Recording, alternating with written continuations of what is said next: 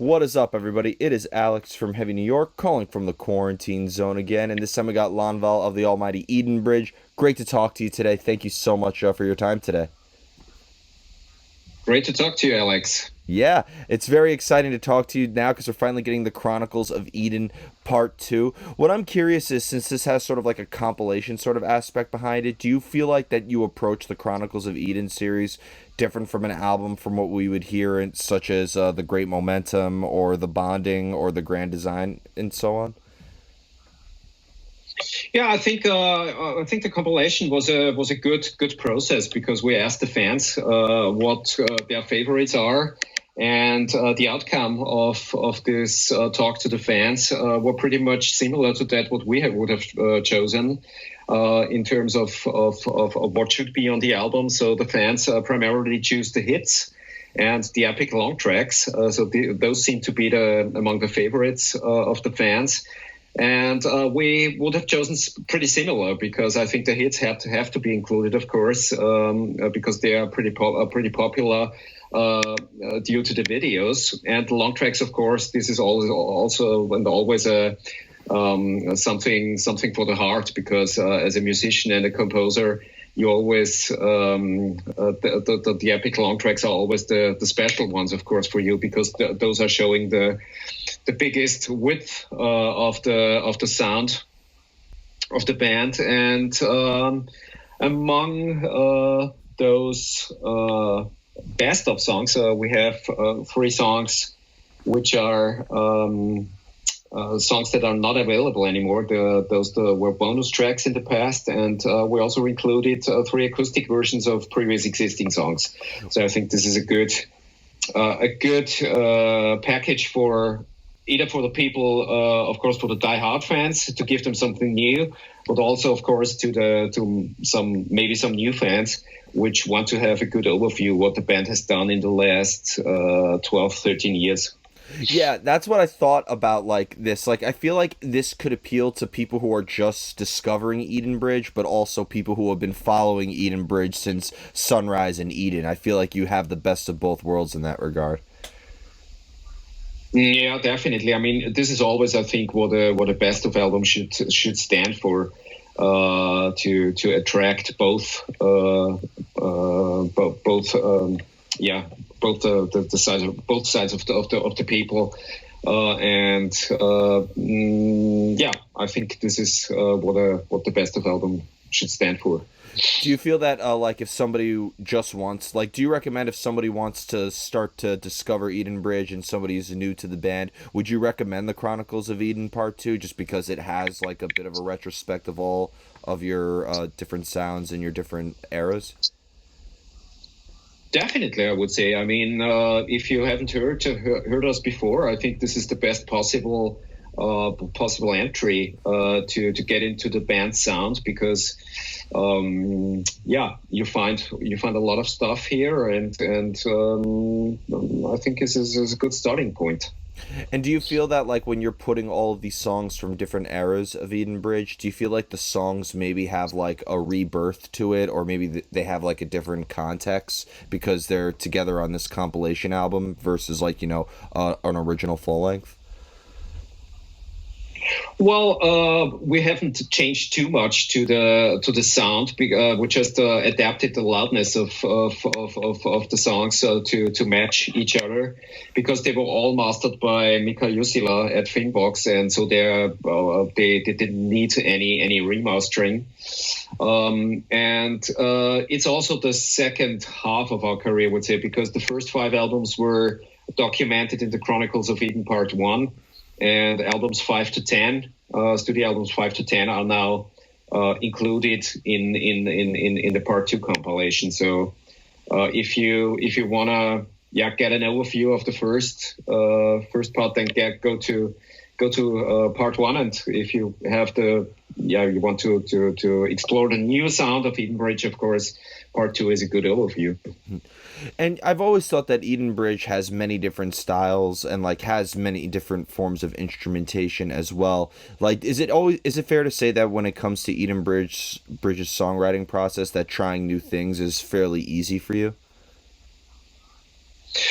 I think fairly easy maybe is too hard to say, because it's never easy to get into writing a new album. It's always when you finished an album, you think yourself, how can I do the next one? But you have to allow yourself a bit of time, a bit of reloaded batteries, and everything like that, and then it comes from itself, and you're getting into developing new ideas and write them down, and then after a certain period, it's the inner force is telling you, okay, let's get back to arranging new stuff, and therefore.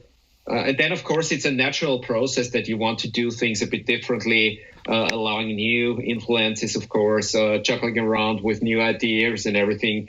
And because this is, I think, the essence of being a songwriter, not to stand still and doing the things like you did on the last album, but moving forward to the next step. But of course, also keeping the original band sound, which the band is standing for, of course. But always move one step forward, I think. Yeah, I've always thought that like an album such as Arcana is not like, you know, a continuation of Sunrise and Eden, or like The Grand Design is not a direct continuation of Shine in a way. Like I feel like it's just a constant continuation of your evolution. Is it fair to say that?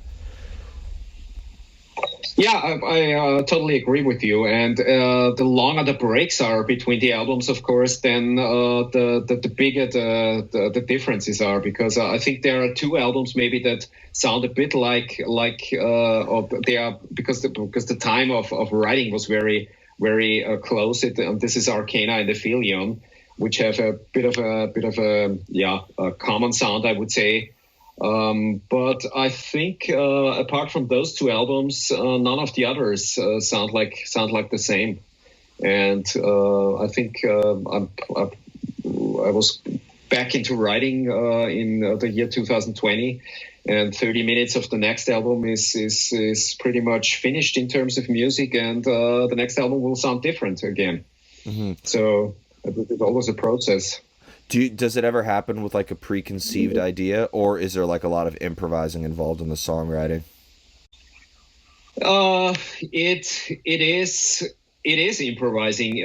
Most of the time, it's I have the ideas written out in terms of melody and guitar riff or harmony and everything.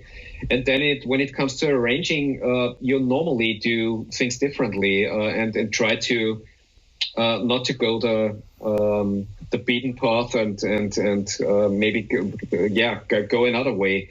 And I think it's always different how things come. Sometimes you have ideas in the drawer for a lot of years, like it was in the song On the Other Side, where I had the original ideas found on a sheet where I noted ideas for Aphelion, so maybe 17 years ago, and it was never the time to finish that song. And then for the Dynamite album, it was ready to do, because instantly all the other lines came to my mind, and then it was clear, okay, now it's the time to do that. Yeah, it seems like you have like the best of both worlds, where like there is a lot of happy accidents, but you also are very focused at the same time.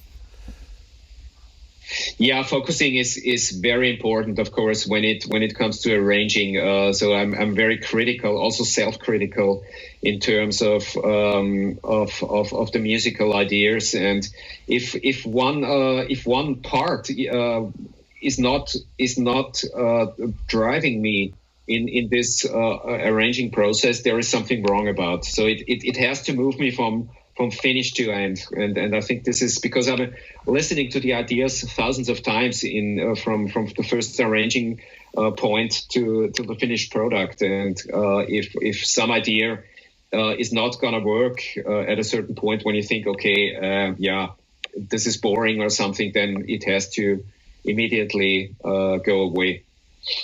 And like I feel like too, because like for instance the Dynamite album, like the fact that you were able to release 10 great original songs but then also have an instrumental version of it, do you feel that like the songs have different meanings depending if like they are done with vocals or if they're instrumental and whatnot?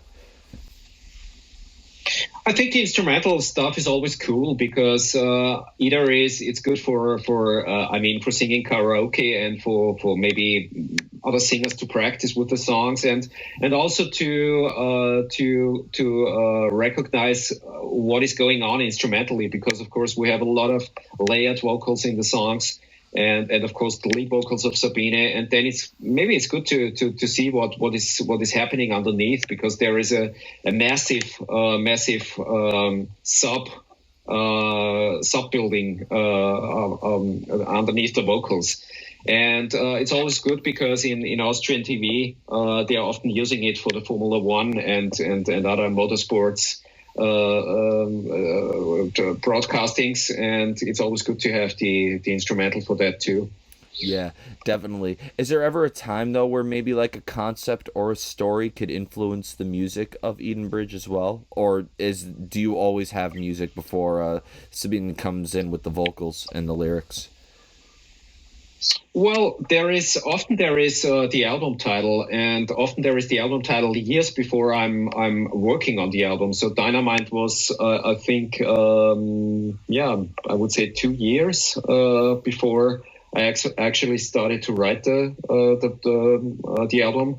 At the moment, for the next album, we don't have a title and we don't have any concept, but normally I'm working a couple of songs out. I'm working out a couple of songs, and then we start the lyrical process for the album. And then, because it always reflects, of course, to the title, and if you start writing the lyrics, then often it goes into a kind of similar direction, and most of the time the album title is some kind of red line, of course, for the individual songs on the album.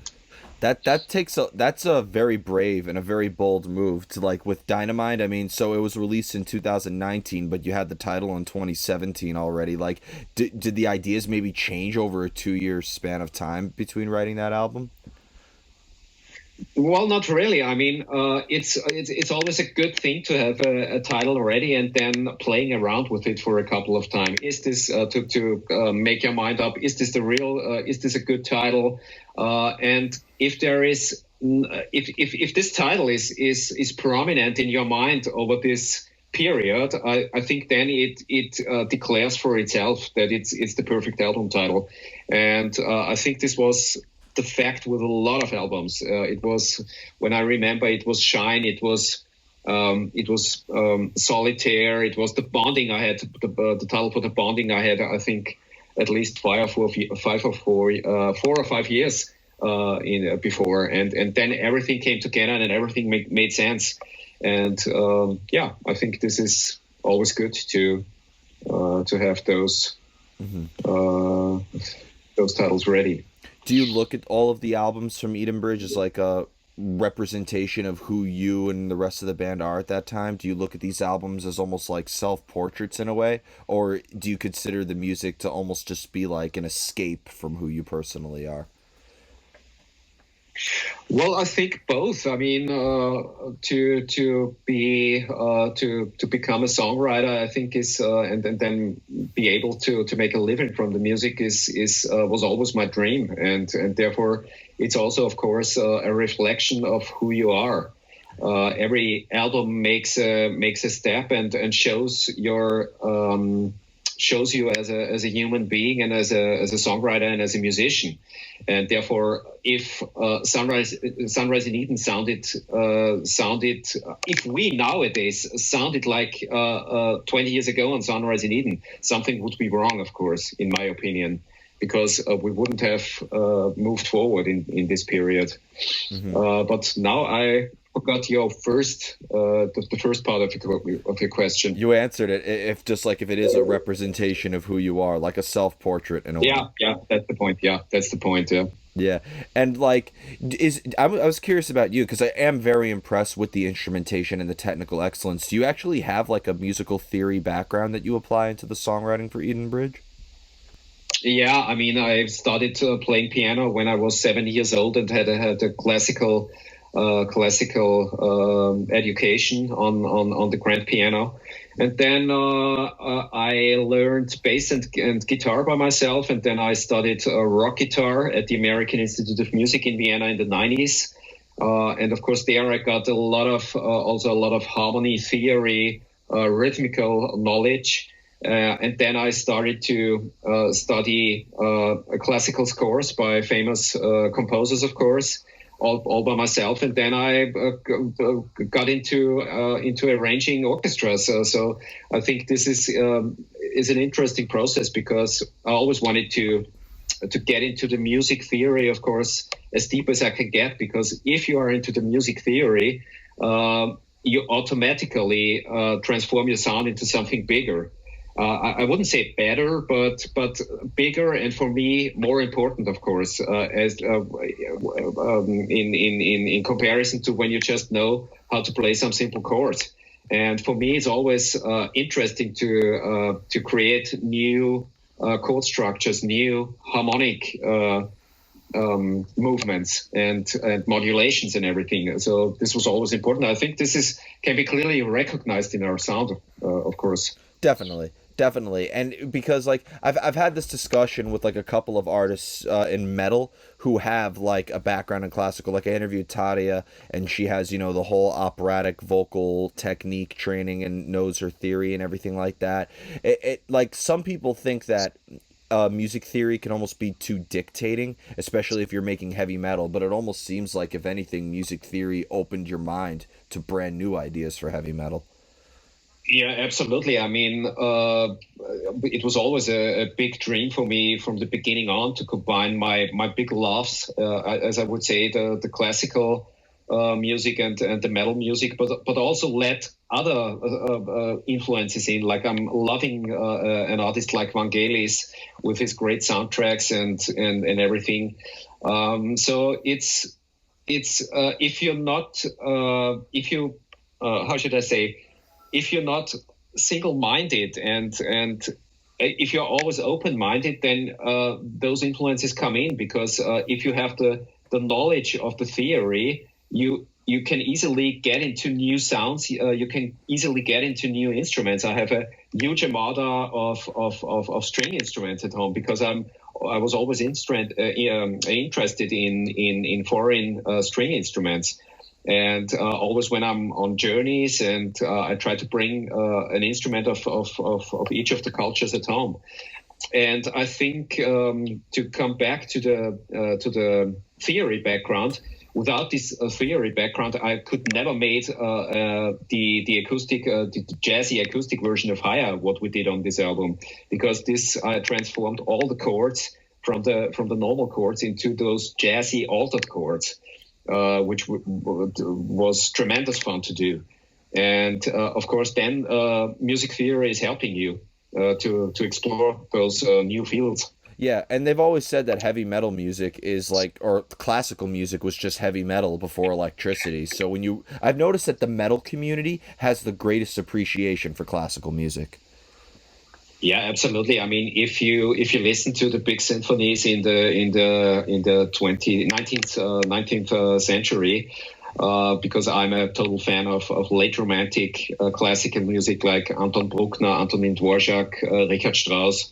So this is, I mean, everything was said by then. There is nothing harmonically, nothing musically. What was new after those? So. We're all referring to this. Apart from, of course, if you are into the blues, of course, then of course the 20th century was the essential part. But when it comes to the big melodies, to the big harmonies, to the heaviness, I mean, Richard Wagner in his operas, this is 10 times heavier than every metal band. Definitely, So definitely. And Frederick Chopin. I've always said that Frederick Chopin was the first emo artist. His music was yeah, so yeah. I mean, depressing. I grew up.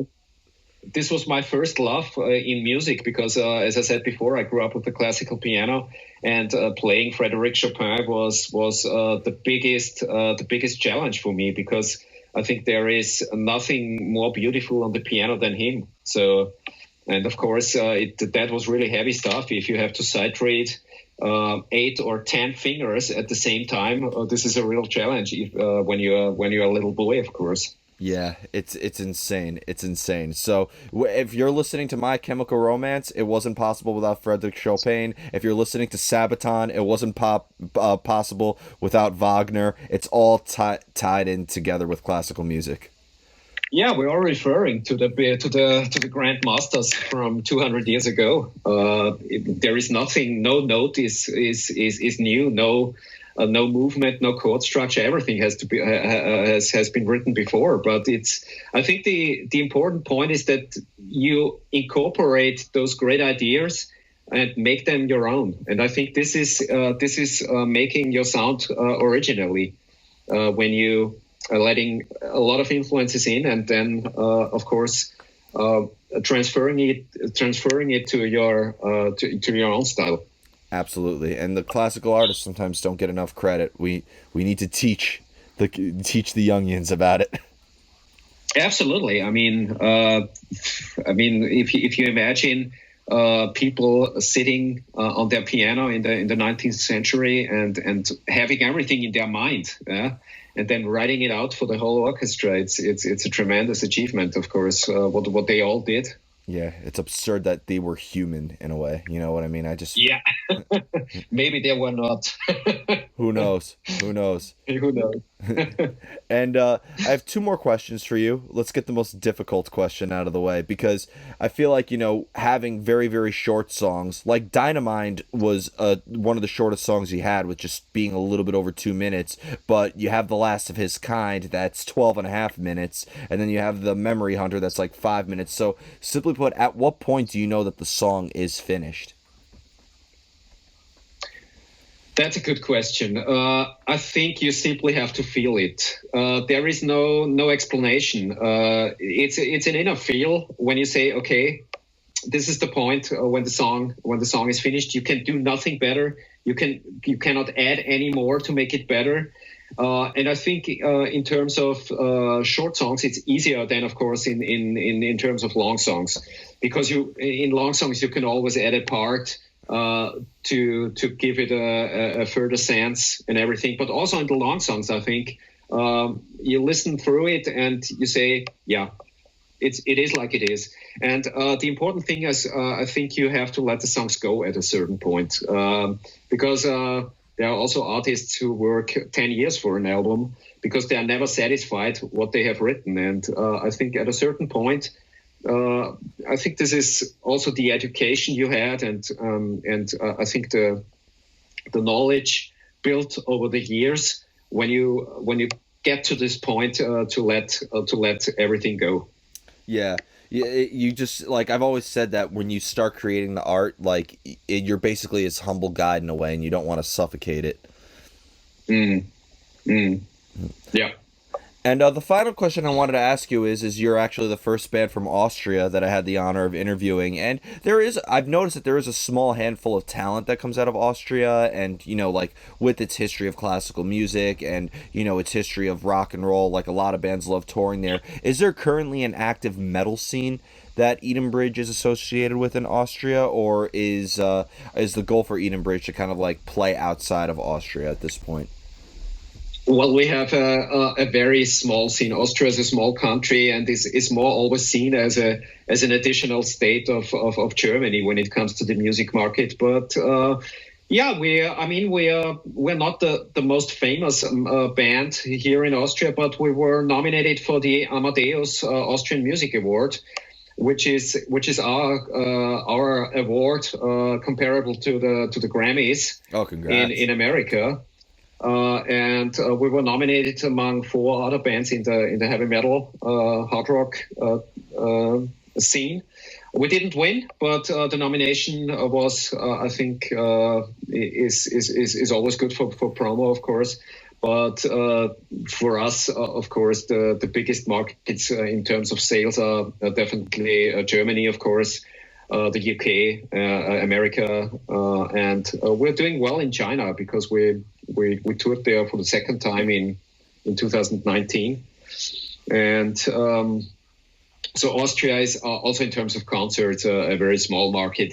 We're doing most of the times we're doing the two or three biggest cities, and then I think this was it.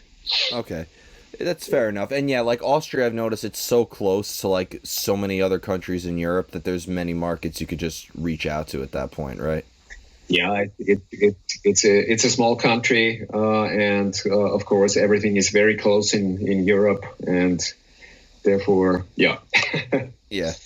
So, before we go, I want to thank you so much for your time today. I really enjoyed this discussion. Is there just anything else with Edenbridge that you would like to promote, like maybe some live Yeah, stream performances? thanks for the very interesting questions Uh, that were quite different to the ones before. It was also great to talk about classical music, which is not so often. And yeah, to a message to the fans, get into a new album. It's out on Friday, the 15th, and hope you enjoy it. all right. Well, thank you so much, Lanvall. Everybody, we are here with Edenbridge, the Chronicles of Eden Part 2, coming out this Friday. This is Alex from Heavy New York, and we will see you next time.